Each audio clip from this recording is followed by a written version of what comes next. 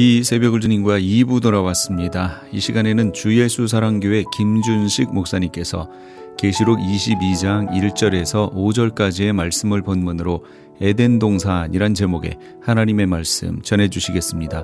많은 은혜 받으시기 바랍니다. 에스겔서 28장 13절에서 17절, 창세기 2장 8절에서 10절, 그리고 계시록 22장 1절에서 5절 말씀을 본문으로 하여 에덴 동산이란 말씀의 제목으로 우리는 지난 몇 주 동안 에덴 동산과 새 하늘과 새 땅이란 주제로 하나님의 나라에 대해서 알아봤습니다. 시간적으로는 영원 전부터 영원 후까지, 그리고 공간적으로는 온 우주적인 면에서 에덴 동산과 새 하늘과 새 땅으로서의 하나님의 나라에 대해 생각해 봤습니다. 오늘은 에덴 동산 자체에 대해서만 집중적으로 성경을 살펴보기로 하겠습니다. 첫째로 창세기 1장 1절의 첫 번째 에덴 동산입니다. 창세기 1장 1절에서 태초에 하나님이 천지를 창조하셨다고 했습니다. 창세기 1장 1절에서 온 우주와 지구는 완벽하고 아름답게 창조되었습니다. 이사야 45장 18절에서 이사야는 하나님께서 지구를 창조하실 때에 사람이 살 수 있도록 완전하게 창조하셨다고 했습니다. 18절 말씀에 대저 여호와께서 이같이 말씀하시되 하늘을 창조하시니 그는 하나님이시니 그가 땅을 지으시고 그것을 만드셨으며 그것을 견고하게 하시되 혼돈하게 창조하지 아니하시고 사람이 거주하게 그것을 지으셨으니 나는 여호와라, 나 외에 다른 이가 없느니라 했습니다.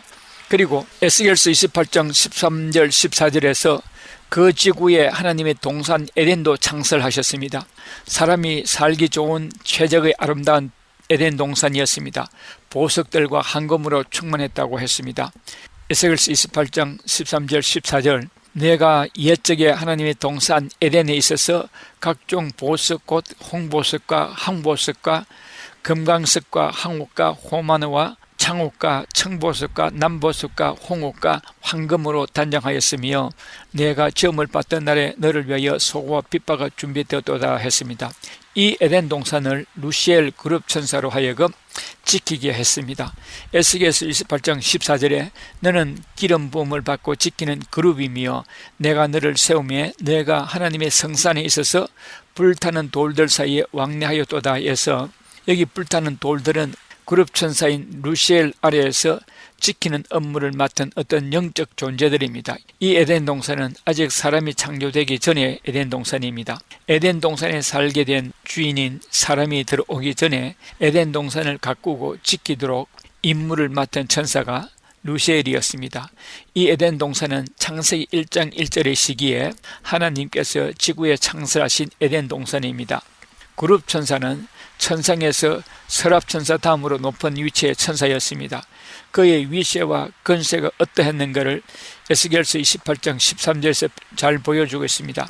루시엘은 각종 보석 곧 홍보석, 황보석, 금강석, 황옥, 홍마노와 창옥과 청보석과 남보석과 홍옥과 황금으로 단장하였다고 했습니다. 둘째로 첫 번째 에덴 동산의 파괴.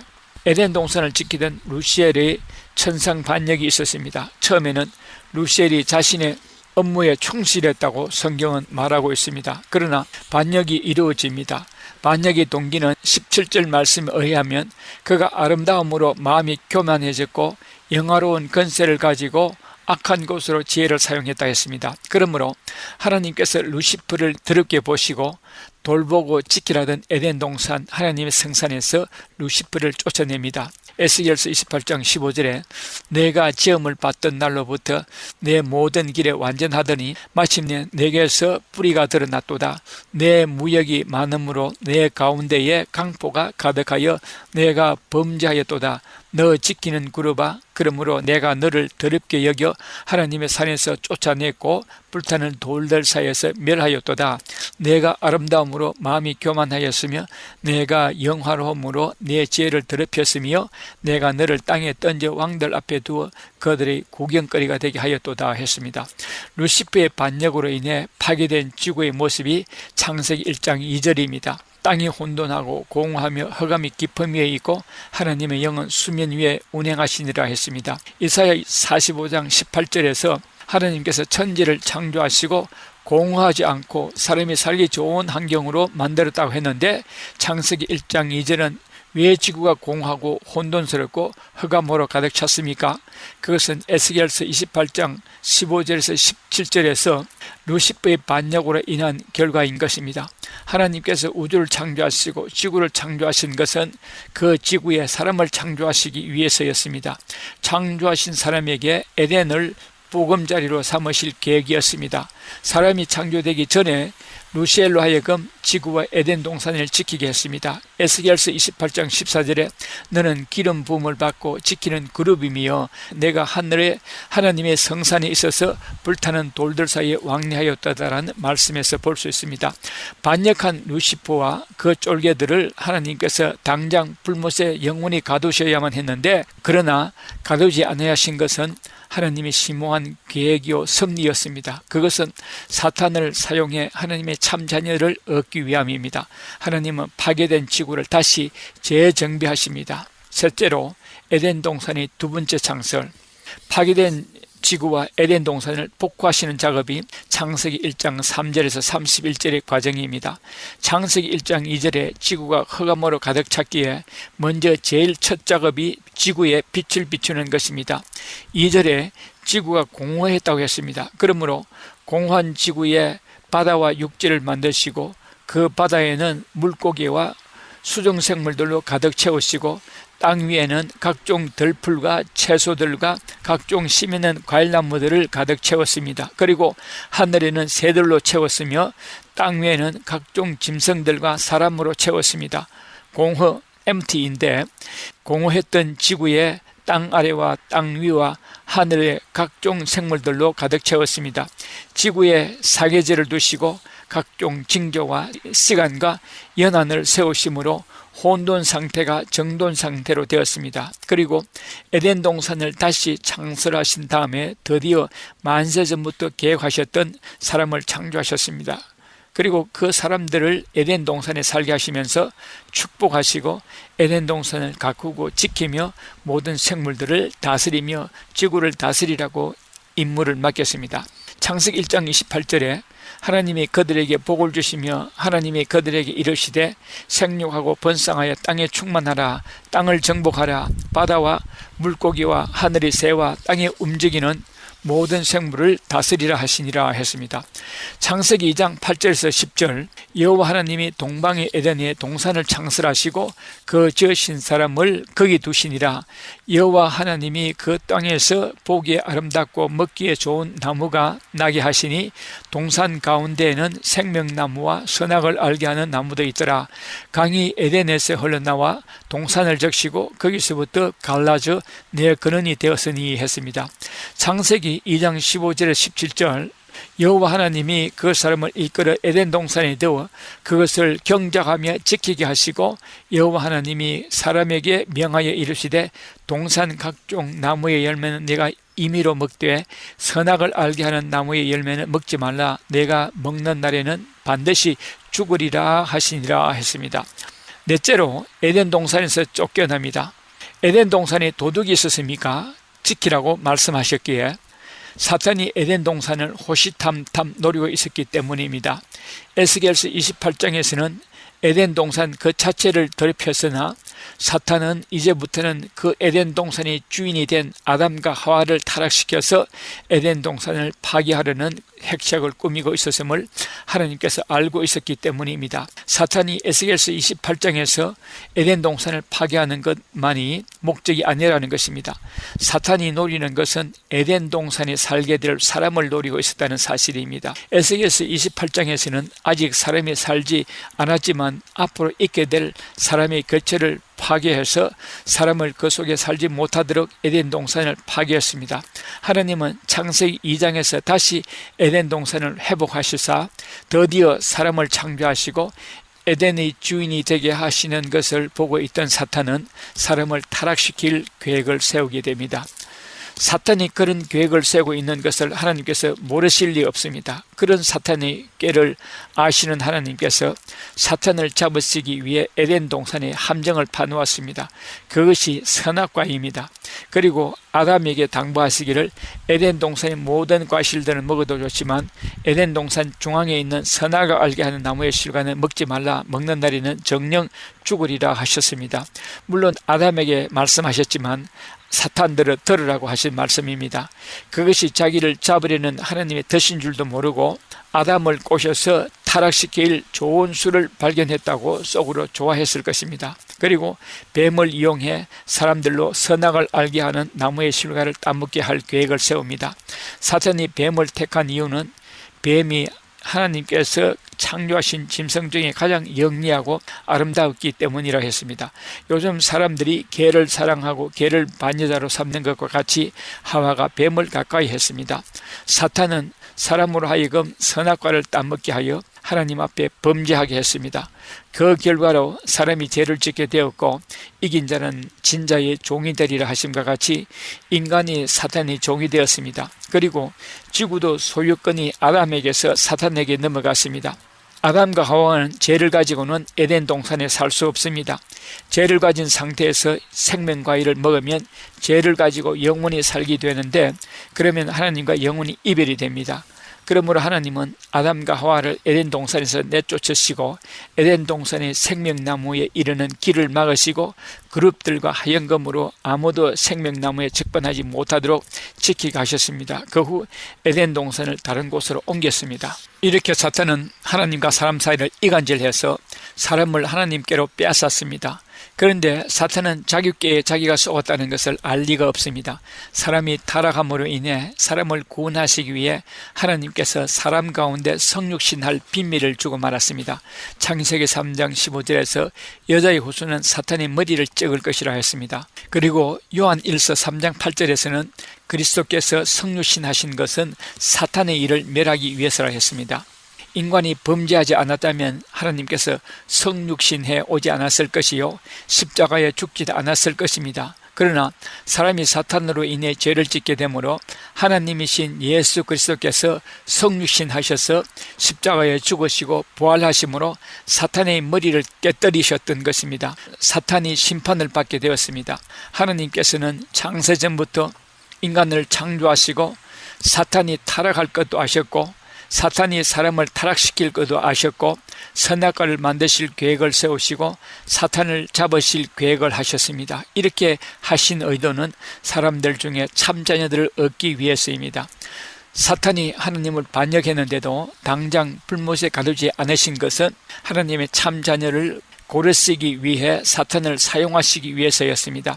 사람들이 사탄에게 쏘가 죄 아래 있게 하시고 사탄이 지배 아래에서 박해와 핍박을 당하는 환경 가운데서도 끝까지 신앙절개를 지킨 그런 성도들을 골라내시기 위한 계획이었습니다. 다섯째, 예수님의 성육신입니다. 범죄하기 전에 아담은 하나님과 교제하고 하나님과 친밀한 관계였는데 범죄함으로 인해 아담 이후의 인간들이 점점 하나님과 멀어지게 되어 하나님을 잊어버리게 되었습니다.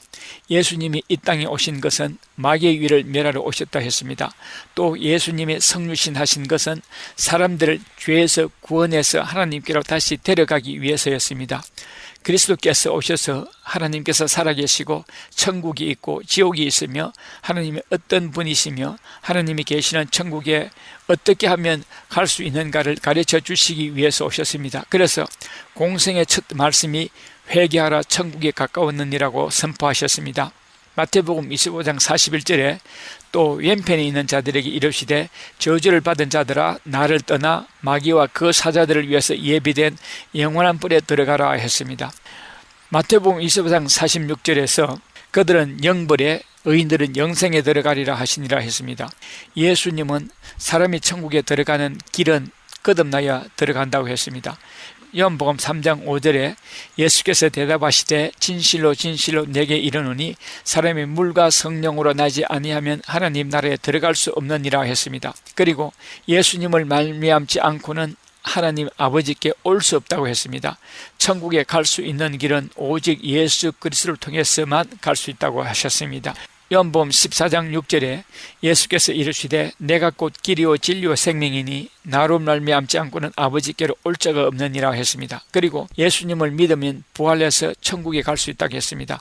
요한복음 11장 25절 26절에 예수께서 이르시되 나는 부활이요 생명이니 나를 믿는 자는 죽어도 살겠고 무릇 살아서 나를 믿는 자는 영원히 죽지 아니하리니 이것을 내가 믿느냐 했습니다. 그래서 예수님이 이 세상에 오신 것은 우리 죄를 도말하시기 위해 십자가에 죽으셨다가 사흘 만에 부활하심으로 우리에게 구원의 길을 열어주신 것입니다. 예수님은 이 세상에 오셔서 인류 구속사의 일을 마치시고 천국으로 되돌아가시기 전에 제자들에게 내가 다시 오리라고 약속하셨습니다. 천국으로 가면 너희들을 위해 처소를 예비할 것이요 그 처소가 예비되면 주님은 다시 오실 것이요 우리를 주님께로 영접하여 주님이 있는 곳에서 영원히 살게 하실 것이라 말씀하셨습니다. 요한복음 14장 2절 3절에 내 아버지 집에 거할 곳이 많도다. 그렇지 않으면 너희에게 일렀으리라. 내가 너희를 위하여 거처를 예비하러 가노니 가서 너희를 위하여 거처를 예비하면 내가 다시 와서 너희를 내게로 영접하여 나 있는 곳에 너희도 있게 하리라 했습니다. 다섯째, 회복된 영원한 에덴 동산. 창세기 2장에서의 에덴 동산은 하나님께서 아담과 하와의 처소였습니다. 두 사람이 보금자리였습니다.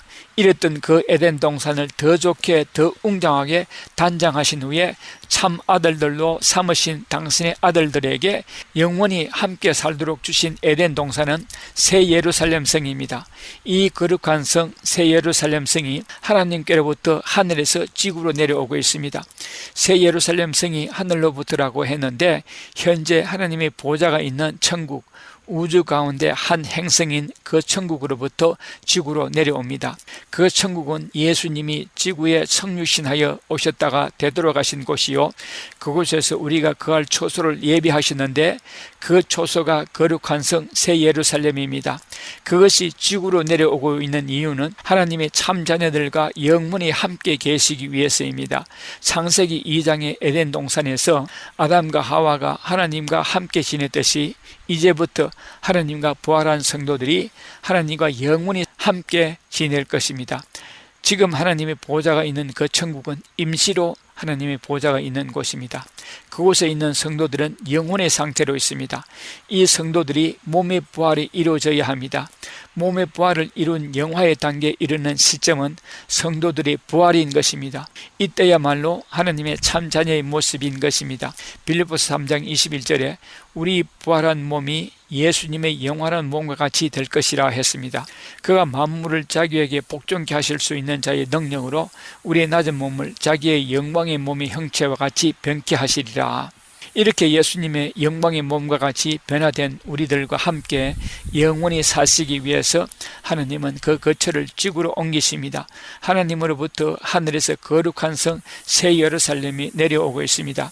계시록 21장 2절 3절에 또 내가 보매 거룩한 성 새 예루살렘이 하나님께로부터 하늘에서 내려오니 그 준비한 것이 신부가 남편을 위하여 단장한 것 같더라. 내가 들으니 보좌에서 큰 음성이 나서 이르되 보라 하나님의 장막이 사람들과 함께 있음에 하나님이 그들과 함께 계시리니 그들은 하나님의 백성이 되고 하나님은 친히 그들과 함께 계셔서 했습니다. 계시록 21장 3절에 새 예루살렘에 내려오는 것은 하나님이 사람들과 함께 거하시기 위해서라 했는데 요한복음 14장 3절에서는 너희를 위하여 거처를 예비하면 내가 다시 와서 너희를 내게로 영접하여 나 있는 곳에 너희도 있게 하리라 하신 말씀과 일치합니다. 창세기 2장의 에덴 동산에서 아담과 하와가 하나님과 함께 지냈듯이 이제부터 부활한 성도들이 하나님과 영원히 함께 지낼 것입니다. 계시록 21장 9절에서 11절 말씀을 소개하겠습니다. 7 대접을 가지고 마지막 7 재앙을 담은 7 천사 중 하나가 나와서 내게 말하여 이르되 이리 오라 내가 신부 곧 어린 양의 아내를 내게 보이리라 하고 성령으로 나를 데리고 크고 높은 산으로 올라가 하나님께로부터 하늘에서 내려오는 거룩한 성 예루살렘의 보이니 하나님의 영광이 있어 그 성의 빛이 지극히 귀한 보석 같고 벽옥과 수정같이 막더라 했습니다. 이 거룩한 성 새 예루살렘은 어린 양의 신부 아내라고 말했습니다. 이 성은 구원받은 성도들의 천국 공동체이기도 하고 동시에 우리가 거할 하나님의 나라에서의 중심 처소가 될 것입니다. 이 성은 성도 자신이기도 하고 성도들의 복된 삶을 누릴 터전이기도 합니다. 이 새 예루살렘 성은 또한 창세기 3장에서 아담과 하와가 죄를 지음으로 쫓겨났던 그 에덴 동산이 다시 회복되어 우리에게 내려주시는 것입니다. 아담과 하와를 에덴 동산에서 쫓아내신 후에 그룹 천사들과 하얀검으로 생명나무로 가는 길을 막았다고 했는데 그 에덴 동산을 천국으로 옮기셨다가 예수님이 성천하신 후에 요한복음 14장 2절 말씀대로 예수님이 다시 단장하셔서 그 에덴 동산인 거룩한 성 새 예루살렘을 다시 우리에게 거할 처소로 삼도록 내려주시는 것입니다. 계시록 22장 1절에서 5절은 새 예루살렘 성 안에 구조를 보여줍니다. 창세기 2장에서 보여주었던 에덴 동산과 같습니다. 생명수 강이 흐르고 생명나무가 있고 아담과 하와가 하나님의 얼굴을 대해 보았듯이 앞으로 우리가 하나님의 얼굴을 보게 될 것이며 함께 살게 될 것입니다. 계시록 22장 1절에서 5절에 또 그가 수정같이 맑은 생명수의 강을 내게 보이니 하나님과 및 어린 양의 보좌로부터 나와서 길 가운데로 흐르더라. 강 좌우에 생명나무가 있어 12가지 열매를 맺되 달마다 그 열매를 맺고 그 나무 잎사귀들은 만국을 치료하기 위하여 있더라. 다시 저주가 없으며 하나님과 그 어린 양의 보좌가 그 가운데 있으리니 그의 종들이 그를 섬기며 그의 얼굴을 볼 터이요 그의 이름도 그의 이마에 있으리라. 다시 밤이 없겠고 햇빛이 쓸데없으니 이는 주 하나님이 그들에게 빛이심이라. 그들이 세세토록 왕노를 하리로다. 결론을 맺겠습니다. 계시록 22장 1절에서 5절은 아담이 범죄하기 전에 에덴 동산의 광경과 닮았습니다. 이 에덴 동산을 3기로 생각할 수 있습니다. 첫 번째 에덴 동산은 창세기 1장 1절에서 완벽하게 창설하셨습니다. 사람이 살기 좋게 조성되었다고 이사야 45장 18절에서 말씀하십니다. 이 에덴 동산은 에스겔서 28장 13절 14절에 온갖 보석으로 충만한 아름다운 에덴 동산이었습니다. 이 에덴 동산이 에스겔서 28장 6절에서 루시프로 인해 파괴됩니다. 그 상태가 창세기 1장 2절의 지구가 혼돈, 공허, 흑암의 상태가 되면서 에덴 동산도 파괴되었습니다. 두 번째 에덴 동산은 창세기 2장 8절에서 17절에 지구를 다시 조성하신 후에 에덴 동산을 다시 창설하셔서 아담의 거처로 주셨습니다. 아담에게 에덴 동산을 가꾸고 지키라고 하셨으며 온 지구를 다스리라고 하셨습니다. 아담과 하와가 사탄에게 쏘가서 죄를 짓게 되므로 에덴 동산에서 짐승의 피를 흘리게 됩니다. 그리고 그 에덴 동산에서 쫓겨납니다. 그 에덴 동산은 그룹들과 하얀검으로 지키게 했습니다. 세 번째 에덴 동산은 거룩한 성 새 예루살렘으로 우리에게 나타났습니다. 이 성은 하나님의 보좌가 있습니다. 하나님의 온 우주 통치의 본부입니다. 이 성은 하나님의 참 자녀된 우리들의 처소입니다. 이곳에서 하나님과 함께 영원히 살게 될 것입니다. 이곳은 사탄이 다시는 없으므로 죄지을 수 없습니다. 앞으로 지구에 존재하는 거룩한 성 새 예루살렘에 하나님의 보좌가 설치될 것인데 그러면 지구가 온 우주의 중심이 될 것입니다. 이 새 예루살렘 성은 이 우주 본부인 지구의 행정 중심 도시가 될 것입니다. 그리고 이 성은 어린 양의 신부된 자들만 사는 처소입니다. 어린 양의 신부는 휴거되어 어린 양의 혼인잔치에 참여한 자들을 말합니다. 제가 도표를 가지고 있는데 보여줄 수 없으므로 말씀으로 설명하겠습니다. 창세기 에덴 동산의 처음 하늘과 땅, 창세기 1장과 3장입니다. 새 하늘과 새 땅, 계시록 21장 1절과 2절입니다. 생명나무와 네 강들, 창세기 2장 9절에서 14절입니다. 생명나무와 생명수 강, 계시록 22장 1절 2절입니다. 아담과 하와, 창세기 2장 15절에서 25절 말씀입니다. 어린 양과 신부, 계시록 21장 9절입니다. 사탄의 승리, 창세기 3장 1절에서 7절입니다. 사탄의 파멸, 계시록 20장 10절입니다. 하나님과 동산이 함께 계심, 창세기 3장 8절입니다. 하나님이 성도들과 함께함, 계시록 22장 3절입니다. 지구를 다스림, 창세기 1장 28절입니다. 온 우주를 다스림 계시록 22장 5절입니다. 아담이 하나님의 얼굴을 봄 창세기 3장 8절입니다. 하나님의 얼굴을 봄 계시록 22장 4절입니다. 하나님이 두려워 피함 창세기 3장 8절에서 10절입니다. 하나님과 친밀함 계시록 21장 3절 22장 3절입니다. 저주가 선언됨 창세기 3장 14절에서 19절입니다. 저주가 제거됨 계시록 22장 3절입니다. 최초로 복음의 약속이 주어짐 창세기 3장 15절입니다. 복음의 약속이 최종 성취된 계시록 21장과 22장입니다. 죽음이 시작된 창세기 3장 22절입니다. 죽음이 제거된 창세기 21장 4절입니다. 에덴 동산에서 쫓겨남 창세기 3장 4절입니다. 새 예루살렘에서 살게 된 계시록 21장 26절 27절입니다. 천사가 에덴 동산 길을 막음 창세기 3장 24절입니다. 천사가 낙원 입성을 한영함 계시록 21장 9절 그리고 12절입니다. 사탄이 노리고 있음 창세기 3장 1절입니다. 사탄은 영원한 불못에 빠집니다. 창세기 20장 7절입니다. 지금까지 주 예수 사랑교회 김준식 목사님께서 하나님의 말씀 전해주셨습니다. 주 예수 사랑교회는 17910 사우스 프레올리 애비뉴 토렌스에 위치하고 있습니다. 교회 홈페이지는 www.loveofjesuschurch.com입니다.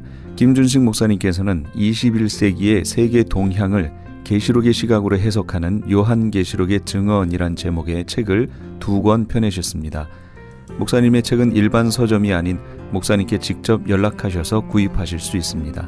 또한 이 시간 목사님의 설교를 CD로 받기 원하시는 분들도 213-434-3129 213지역 434-3129번으로 연락 주시기 바랍니다.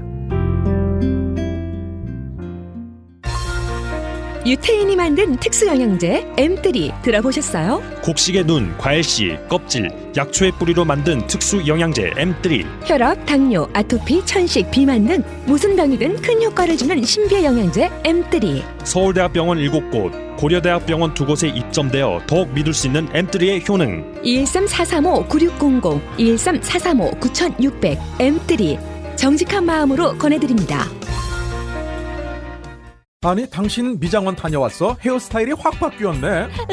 홈쇼핑월드 차홍 고데기로 마술을 부렸지. 홈쇼핑월드 차홍 고데기. 차홍 허니앤비 샴푸로 머리 감으면서 차홍 헤어두피 마사지를 쓰면 머릿결이 너무너무 부드러워지고 한 움큼씩 빠지던 머리카락도 눈에 띄게 덜 빠져. 차홍 고데기 너무 좋아. 그럼 그 웨이브 머리도? 당연하죠. 3, 4분이면 이렇게 풍성한 웨이브 머리를 만들 수 있다고요. 너무 이쁘다. 어디서 샀어? 홈쇼핑월드. 가격 만족, 품질 만족, 행복한 쇼핑.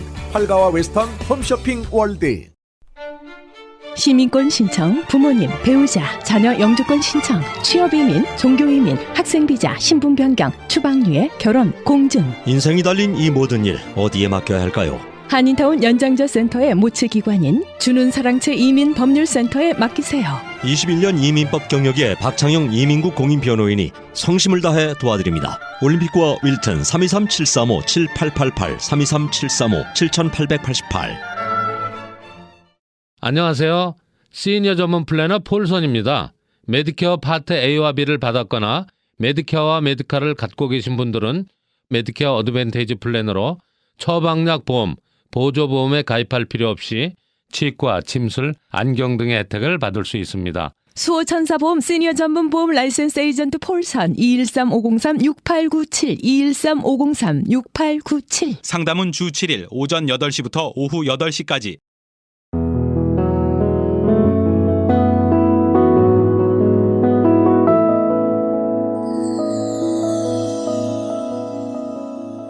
지금 여러분께서는 AM 1650과 인터넷을 통해 미 전역과 전 세계로 방송되는 크리스찬 헤럴드의 이 새벽을 주님과 2부 함께하고 계십니다.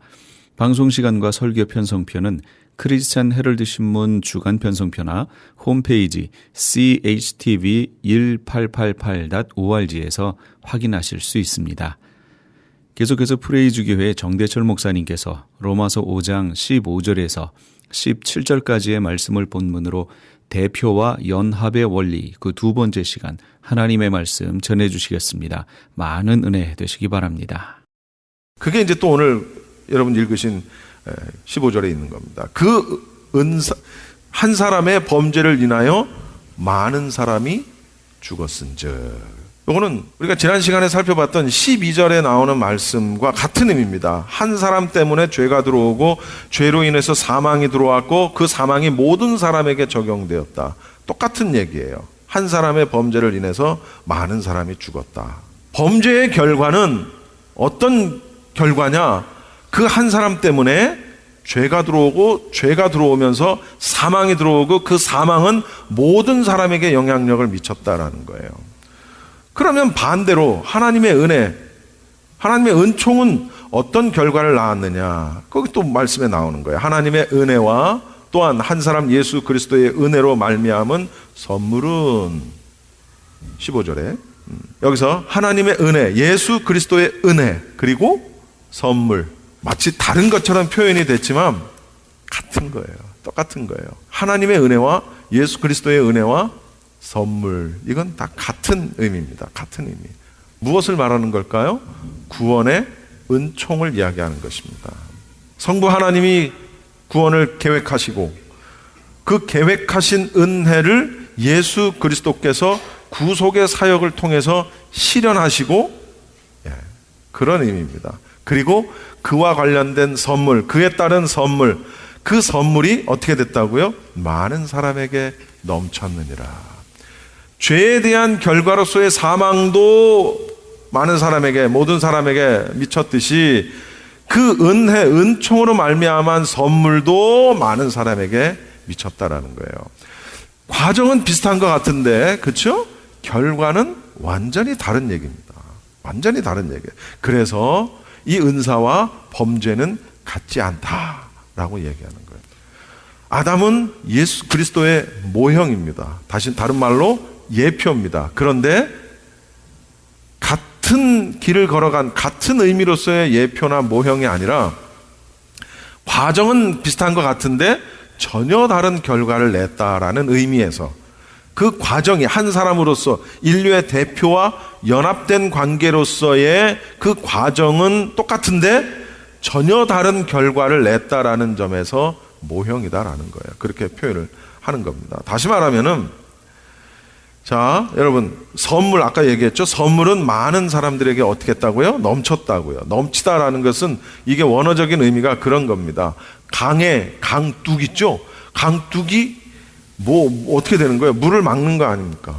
물을 막는 거잖아요. 그런데 그 강둑을 넘어 물이 넘쳐 들어오는 걸 이야기하는 겁니다. 어제 제가 내셔널 지오그래픽을 보는데 4년 전인가요? 그 일본에서 일어났던 지진에 의한 쓰나미, 지진 해일.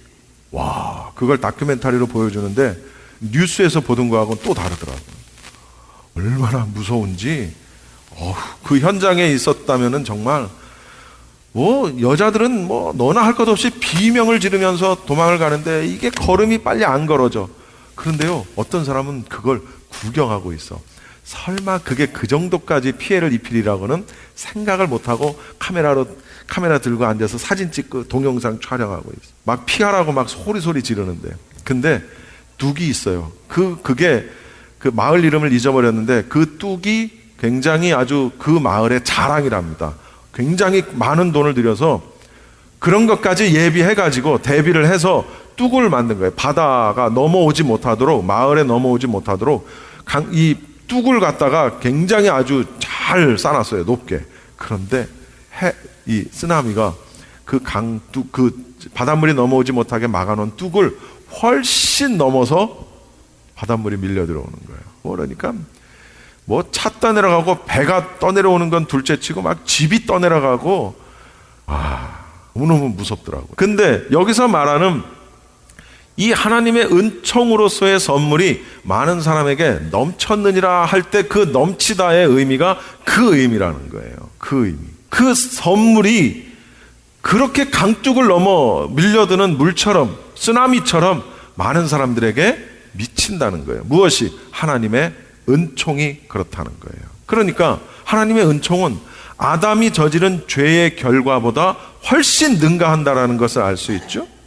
그래서 이 넘치다라고, 이 넘쳤느니라에 넘치다가 또 다른 그 해석으로는 초과하다, 능가하다라는 그런 의미도 함께 갖고 있습니다.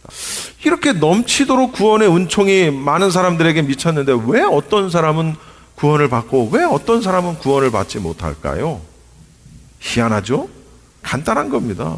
예수님을 믿지 않으니까 구원을 못 받는 거지 뭐. 예수님이 나의 대표가 되신다는 사실을 믿지를 못하는 거예요. 아니, 그 이전에 아담이 인류의 대표라는 사실조차도 믿지를 못한다는 거죠. 그러다 보니까 예수님을 믿을 수가 없고, 예수님을 믿지 않으니까 예수님이 우리에게 허락하셨던 피의 대속의 속죄 믿을 수가 없는 거예요. 믿을 수가 없는 거예요. 이 선물입니다, 이것이. 16절 말씀 한번 읽어봅시다. 16절 다 같이 시작. 또 이 선물은 범죄한 한 사람으로 말미암은 것과 같이 아니하니 심판은 한 사람으로 말미암아 정죄에 이르렀으나 은사는 많은 범죄로 말미암아 의롭다 하심의 이름이니라. 자, 저를 보십시오. 여기서 또 두 단어가 나와요. 심판이라는 단어가 나와요. 그리고 또 은사라는 단어가 나옵니다. 선물인데, 그럼 심판과 은사의 차이점이 무엇이냐라는 걸 한번 먼저 살펴봐야 되겠죠. 제가 아주 쉽게 이렇게 설명을 해보겠습니다. 우리 교회가 창고라고 합시다. 우리 교회가 창고에 여기 물건이 많이 쌓여 있습니다. 그런데 우리 창고에 불이 났어요. 불이 났는데 이 창고에 화재를 일으킨 최초의 상자가 쌓여 있는 창고라고 칩시다. 이 창고에 화재를 일으킨 최초의 상자 하나에 붙은 그 불, 느닷없이 전체가 다 타진 않을 거 아니에요. 무언가 하나에서부터 시작할 거 아니에요. 그 하나, 처음 상자에 붙은 불이 심판이다 라고 가정을 한다면 그 불로 인해서 모든 창고 안에 있는 모든 상자가 다 타버릴 수 있겠죠. 그런데 그것이 다 타버리기 전에 그걸 불을 끄는 것, 그걸 은사다 이렇게 얘기하는 겁니다. 훨씬 이해하시죠? 그것이 심판과 은사의 차이입니다. 심판은 한 사람으로부터 시작됩니다. 창고에 있는 불은 한 상자로부터 불이 시작이 되면서 온 상자에 들러붙어서 모두가 다 타버립니다. 심판은 그렇게 한 사람으로부터 시작해가지고 그 모든 사람을 정죄하는 결과를 낳게 되는 겁니다. 그런데 은사라는 것은 모든 사람이 정죄받는 상황, 다시 말하면 모든 상자들이 다 타버릴 수 있는 그런 상황에서 그걸 불을 끄는 거예요. 타지 않도록. 그게 은사라는 거예요. 심판으로 인해서 모든 사람을 정죄하는 결과를 낳았고 그 정죄로 인해서 심판을 받는 상황에 가는데 의롭다, 칭의하는 거예요. 너는 의롭다 함을 받는 상황으로 바꿔놓는 거예요. 불을 끄는 거예요. 다 타버리지 않도록, 다 정죄받아 심판받지 않도록 너는 의롭다라고 그를 칭의해 주시는 거예요. 의롭다고 칭의해 주시는 거예요. 그걸 은사라고 얘기한다라는 얘기입니다. 그래서 16절에 보시면은 심판은 한 사람으로 말미암아 정죄에 이르렀으나, 아담의 경우 그 한 사람 때문에 모든 사람이 유죄 판결의 심판을 받게 되지만 심판이 전 인류로 확산되는 어떤 죄의 전가 과정, 이게 대표성이고 연합이거든요. 무슨 얘기예요? 심판이 한 사람으로 말미암아, 아담 한 사람으로 말미암아 정죄에 이르렀다. 한 사람, 정죄, 심판 과정이죠. 이 죄의 전가 과정을 보여주는 거예요. 굉장히 중요한 말씀입니다. 우리 기독교에 많은 교리들이 있지만 이 로마서의 교리, 특히 이러한 어떤 죄와 은사와 은혜와 이 모든 것에 관련된 이런 교리는 굉장히 중요합니다. 여러분이 이런 정도의 교리는 그냥 기본적으로 가지고 있어야 돼요. 은사는, 심판은 그런데 은사는 많은 범죄로 말미암아 의롭다 하심의 이름이니라. 보세요. 은총의 경우에는 죄를 지은 많은 사람이 은총을 거저 입어서 무죄 판결을 받았다는 거예요.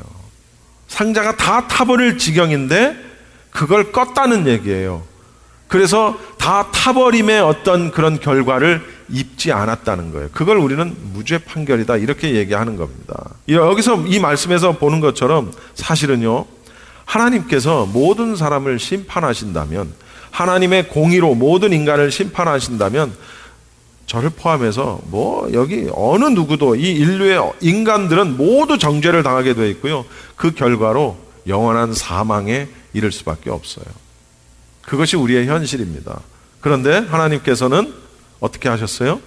독생자 예수 그리스도, 하나님의 아들 독생자 예수 그리스도, 그분을 우리 가운데 보내주시고 십자가에 달려 돌아가게 하시고, 물론 부활하셨지만 그 십자가에서 흘리신 그 피, 그걸 우리는 보혈이라고 하는 것입니다. 그 피를 우리는 그 보혈의 공로로 말미암아, 여러분 피가 상징하는 게 뭡니까?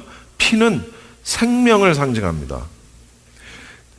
근데 아무 피나 다 보혈이라고 말하지 않아요.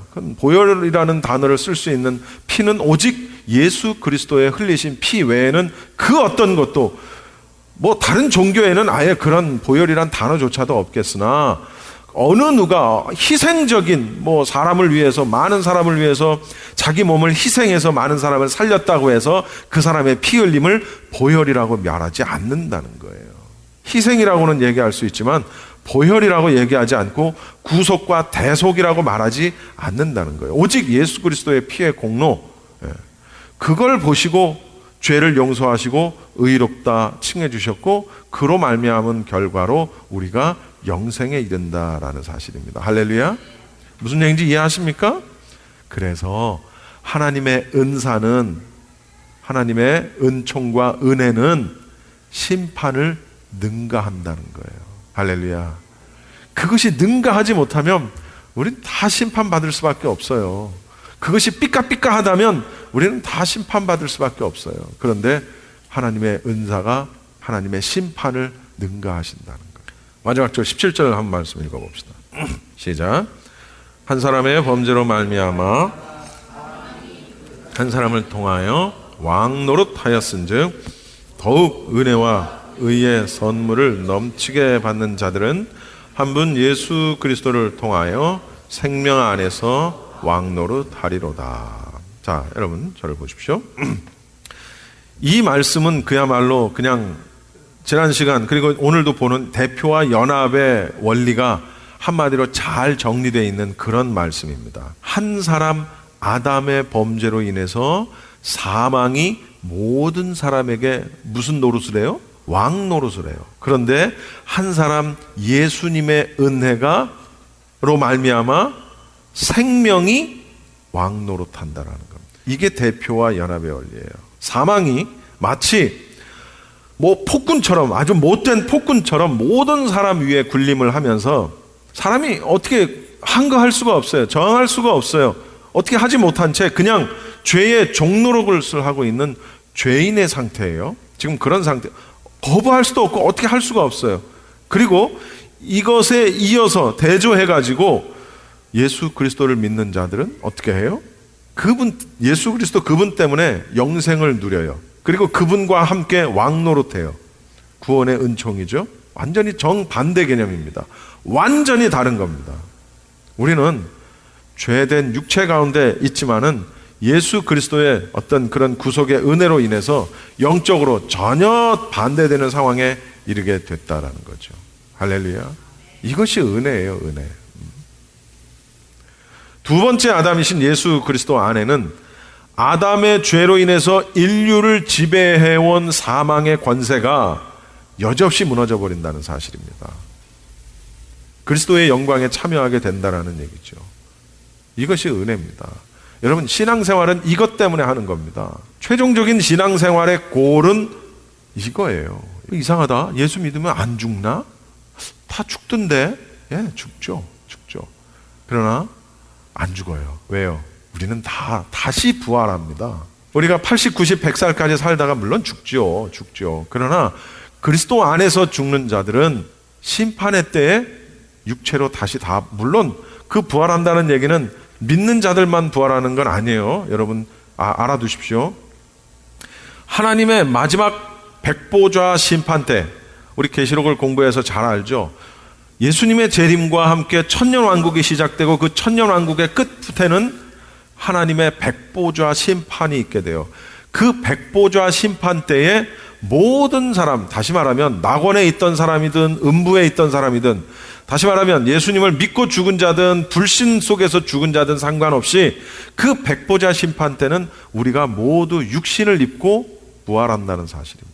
그러니까 믿는 자들만 부활하나 보다 이렇게 생각하시면 안 돼요. 사실은 모두가 다 부활을 해요. 그런데 백보좌 심판에서 믿는 자들은 어디로? 천국으로. 불신자들은 불못으로. 거기서 결정이 되는 겁니다. 그리스도의 영광에, 천국이라는 이름으로 그리스도의 영광에 참여하게 되는 거죠. 이것 때문에 신앙생활을 하는 거예요. 여러분, 우리가 조금 괴롭고 조금 힘들어도 그런 소망을 가지고 우리가 사는 거예요. 그런 소망이 우리의 신앙이라는 거죠. 말씀의 결론을 맺겠습니다. 대표와 연합의 원리, 원죄라는 것은 대표성에 뿌리를 두고 있다라는 사실을 알아야 합니다. 인류의 대표로 아담이 범죄했기 때문에 그의 모든 후손들이, 우리도, 그리고 우리 이후에 태어날 인류도 죄의 종이 될 수밖에 없다라는 논리죠. 여러분, 이 논리는요, 특별히 내가 똑똑하다, 내가 지식이 있다, 지식인이다라고 자부하는 사람들은 이 원죄의 교리를 받아들이기가 무척 힘듭니다. 심지어 교회를 다니면서도 이러한 어떤 그 교리는, 원죄의 교리는 참 받아들이기 쉽지 않은 그런 교리입니다. 왜냐하면 내가 하지 않았다는 거예요. 중요한 건 그겁니다. 내가 지은 죄에 대한 결과로서 심판을 받고, 내가 지은 죄에 대한 회개, 얼마든지 내가 억셉할 수 있고 인정할 수 있으나 왜 내가 짓지 아니한 죄까지 내가 짊어져야 하느냐라는 거죠. 이것은 굉장히 비합리적인 것이고 우스꽝스러운 이야기다라고 말을 하는 겁니다. 여러분, 파스칼이라는 사람이 있죠. 파스칼이라는 사람의 작품 가운데 팡세라는 작품이 있습니다. 이 팡세라는 뜻은 생각이라는 뜻입니다. 팡세가 생각이라는 뜻이에요. 이 사람이 그 작품 팡세에서 이런 글을 썼습니다. 원죄는 인간의 눈으로 보면 매우 우스꽝스럽다. 이성으로는 이 원죄 교리를 이해할 수가 없다. 왜냐하면 이 원죄 교리는 이성에 위배되는 것이기 때문이다. 이성은 자기의 방법으로 원죄를 생각해낼 수 없기 때문이다. 그러니까 많은 좀 지식이 있고 똑똑하다 하는 사람들이 생각하는 그런 원죄에 대한 인식을 파스칼이 팡세에서 그대로 표현을 해놨어요. 아주 정확하게.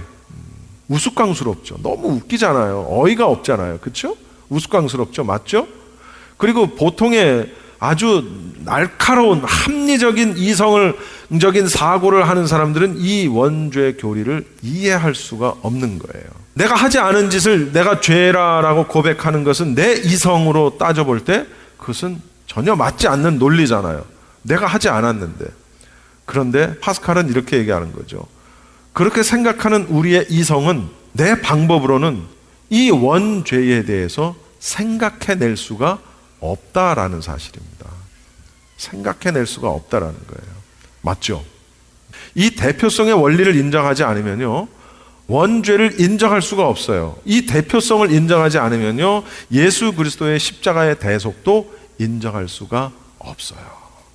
대표성은 굉장히 중요합니다. 여러분, 나라의 법적인 대표는 누굽니까? 대통령이죠. 물론 어떤 나라는 총리, 어떤 나라는 수상, 주석, 여러 가지로 표현될 수 있겠으나 어쨌든 우리식으로 얘기하면 미국도 대통령이고 한국도 대통령이에요. 대표로 뽑아줬어요. 그 대통령이 정책을 결정을 하고 그 정책이 어떤 모양이냐에 따라서 그 국민의 삶의 질이 달라지는 겁니다. 누가 대표가 되느냐가 그래서 중요한 거예요. 여러분, 교회의 법적인 대표는 누굽니까? 목사입니다. 어떤 아이들은 교회 주인은 목사라고 그러는데 교회 주인이 목사, 교회 주인은 누굽니까? 예수님. 교회 주인은 예수님이고 교회의 법적인 대표는 목사인데, 담임 목사인데, 담임 목사에 의해서 설교의 방향이 결정이 되고요. 목회의 방향이 결정이 됩니다. 그거에 따라서 성도들의 신앙생활의 영적인 질이 달라진다는 사실이에요. 목사 한 사람이 성도들을 정말 푸른 초장으로 인도할 수 있지만, 그러나 잘못된 성경적인 교리와 잘못된 가치관을 가지고 있는 목사는 그 성도들을 많으면 많은 대로 적으면 적은 대로 다 절벽 아래로 밀어버린다는 거예요. 제가 일주일에 한 번씩 어머니를 모시고 이 한의원을 갑니다. 그 한의원이 있는 건물 1층에는 제가 언젠가도 설교 한번 했던 기억이 나요. 새로운 성경 이야기 해가지고 포스터를 그냥, 새로운 성경 뭘까? 제가 봤어요. 새로운 성경이 뭔지를 봤어요. 누가 그걸 그 한의원 침 놓는 한의사가 그걸 받아놨더라고, 주니까. 그래서 그 앉아서 봤어요. 봤더니 성경과 예수님과, 다시 말하면 간단해요. 예수님과 공자와 부처와 이 모든 거를 짬뽕 시켜놓은 거야. 짬뽕. 예? 난 짬뽕을 좋아하는데 이 짬뽕은 못 먹겠더라고요. 내가 몇 줄, 여러분 책을 볼 때는요, 여러분이 혹시 여러분 그냥 뭐 아시는 분도 계시겠지만, 새로운 책을 볼 때는 즉석에서 이 책이 어떤 책인지 다 읽어볼 수 없잖아요. 그러니까 책을 선택하실 땐 머릿말을 보십시오. 머릿말을 읽고 그 다음에 책 앞이고 뒤고 간에 이렇게 표지 여기 어디에 저자에 대한 설명과 이 책의 핵심에 대한 내용이 간단하게 요약이 되어 있는 부분이 있습니다. 그 부분을 읽으십시오. 그 다음 머릿말을 읽으십시오. 그 다음 목차를 읽으십시오. 그러면 책을 좀 읽으신 분들은 이게 무슨 내용이구나라는 게 딱 감이 옵니다. 몇 줄 읽지 않고 이거 쓰레기구나 라는 거 금방 알았어요, 제가. 근데 화요일 날마다 갈 때마다 포스터가 붙어 있고 거기가 맨날 문이 열려 있어. 그런데요, 제가 이렇게 보니까 한 40대, 한 50대, 뭐 60대, 한 50대, 60대 이렇게 되는 아주머니들이 한 두 줄, 석 줄 앉아가지고 그걸 공부를 하고 있더라고, 말씀을. 그래서 근데 거기에 내가 아는 사람도 하나 있어. 네. 내가 아는 사람도 거기 하나 앉아 있는 거예요. 갈 때마다 이러고 보면 거기 앉아서 열심히 공부하고 있어. 내가 드는 생각이 뭐냐면, 첫째, 저 다 지옥으로 가는구나. 다 지옥으로 지금 다 손목 발목 허리 엮어가지고 그냥 끌고 가는 거야. 어디로? 지옥으로. 내가 지금 지옥으로 끌려가는 줄 몰라. 그리고 거기 앉아서 하는 거예요. 또 하나 드는 생각, 열심히 해. 열심히. 그래서 가짜는 진짜같이 하고 진짜는 가짜같이 한다는 거예요, 신앙생활을.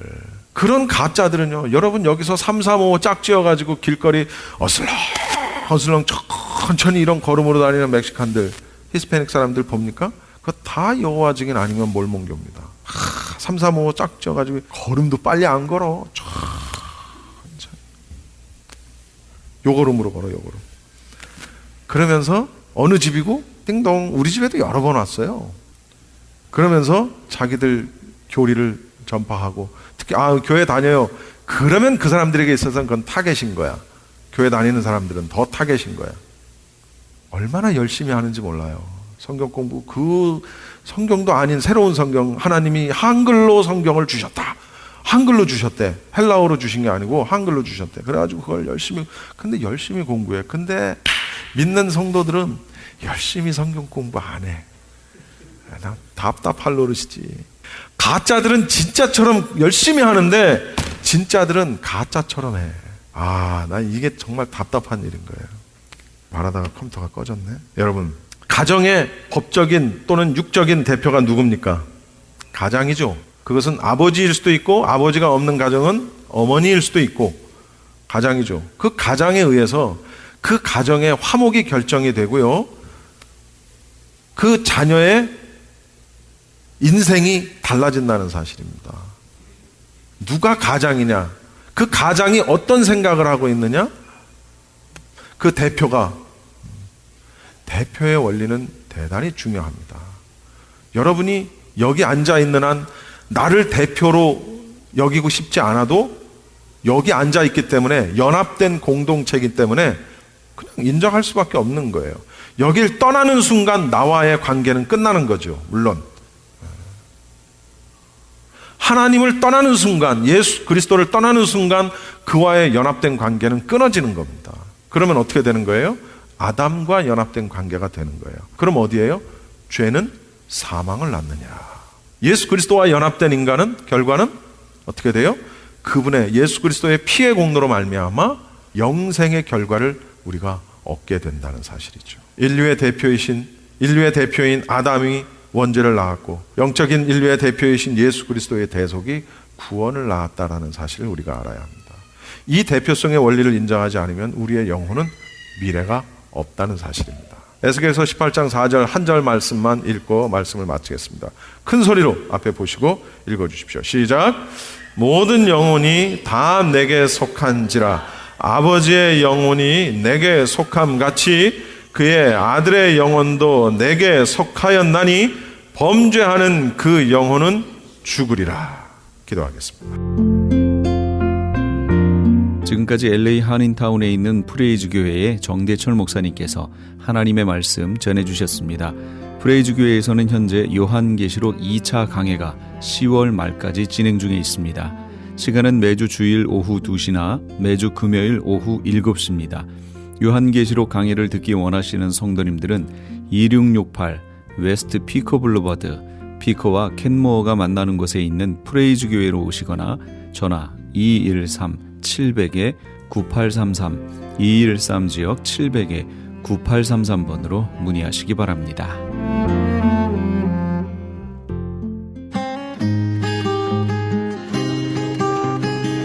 교계 게시판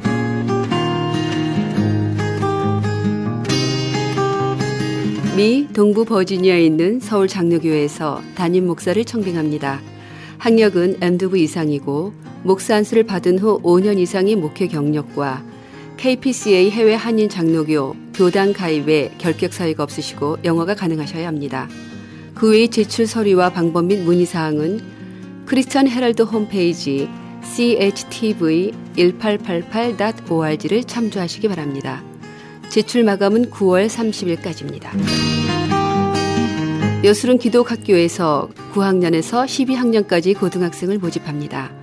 여술은 기독학교는 선교사 및 목회자 자녀를 대상으로 믿음과 지식, 암과 삶이 동일한 올바른 자녀를 양육하고 그들이 세상에 나갈 수 있도록 준비하는 것을 도와주며 더 나아가 하나님 나라와 그 일을 위해 자신의 삶을 드릴 수 있는 그리스도의 진정한 군사들을 길러내는 것을 목적으로 합니다. 지원 자격과 전형 방법 및 문의사항은 크리스천 헤럴드 홈페이지 chtv1888.org를 참조하시기 바랍니다. 성경 통독 세미나입니다. 하나님의 마음을 알아가는 성경 통독 세미나가 8월 20일 토요일 오전 9시부터 오후 4시까지 벨리 지역에 있는 온누리 교회에서 개최됩니다. 세미나 강사는 온누리 교회 부목사이신 김권수 목사님이며 5시간 강의를 통해 성경 일독의 효과를 얻게 될 것입니다. 회비는 정심과 교재비로 20불이며 자세한 내용은 전화 13434-7227번으로 문의하시기 바랍니다. LA 한인타운에 있는 프레이즈 교회에서 매주 주일 오후 2시와 매주 금요일 오후 7시에 요한계시록 2차 강해가 10월 말까지 진행됩니다. 이방 교회와 대체 신학으로 인해 가려진 이스라엘과는 어떠한 관계가 있는가? 우리가 왜 이스라엘을 알아야 하는가? 이스라엘을 통해 약속하신 하나님의 시간표는 어떻게 되는가 등 말세를 사는 우리들이 지켜보고 준비해야 하는 것들이 무엇이 있는지를 함께 고민하고 나누는 시간이 될 것입니다. 요한계시록 강의를 듣기 원하시는 성도님들은 1668 웨스트 피코 블루바드 피코와 캔모어가 만나는 곳에 있는 프레이즈 교회로 오시거나 전화 213-700-9833으로 문의하시기 바랍니다.